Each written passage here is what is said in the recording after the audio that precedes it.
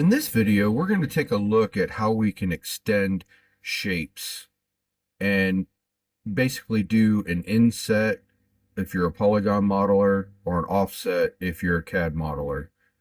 There's a bunch of different ways you can do this, but we're going to look at two different ways today.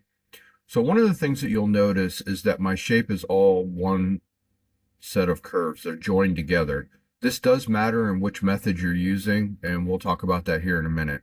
So the first way that you can do it is you select your outline and you hit O for offset. You get this yellow arrow. Now, this yellow arrow, when you pull in, you'll notice that it starts offsetting or insetting the curve to what you want. You can go outwards or inwards. So now that we have that, let's take a look at our gap fill. Now, what gap fill is it's extending each one of these lines. Well, they wouldn't connect. They would actually stop about here and here. So what it does is when you have round selected, it creates a round blend in between those two lines.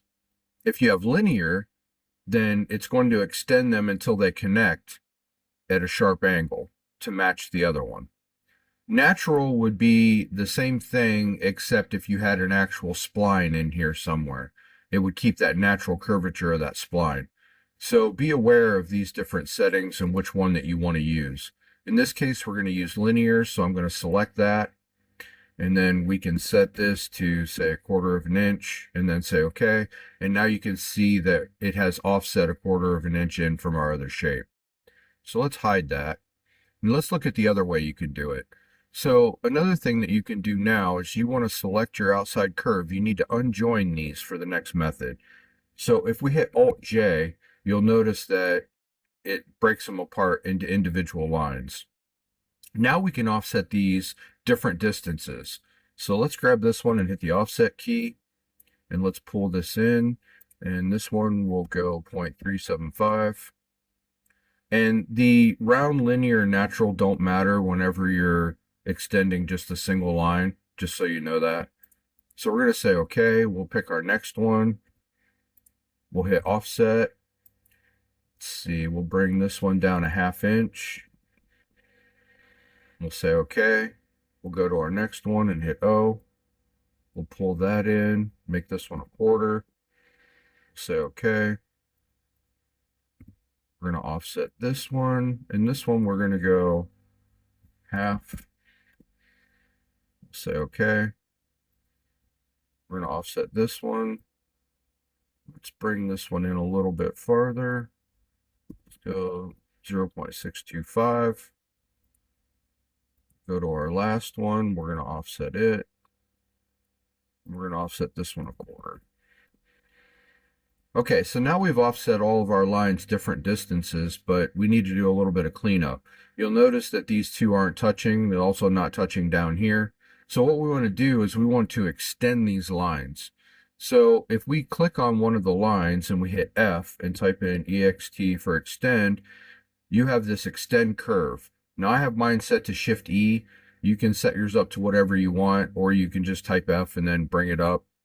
To set this, you just right click and then say, set hotkey, and then click your hotkey and it'll be set. But anyhow, we're going to use the extend curve. And now the extend curve, don't really worry too much about these. We'll talk more about them later. But basically, these are for if you have splines that give you different kinds of results. But we'll talk about those more in another video. In this case, these are just straight lines, so we're just going to go with the natural. And we'll just say extend 1 inch, just because it's easy. We're going to do the same thing on this one. So now we've extended our lines and they overlap. So now what we need to do is clean this up. So if we hit T for trim, now we can come in here and we can trim off all the extra edges that we don't need.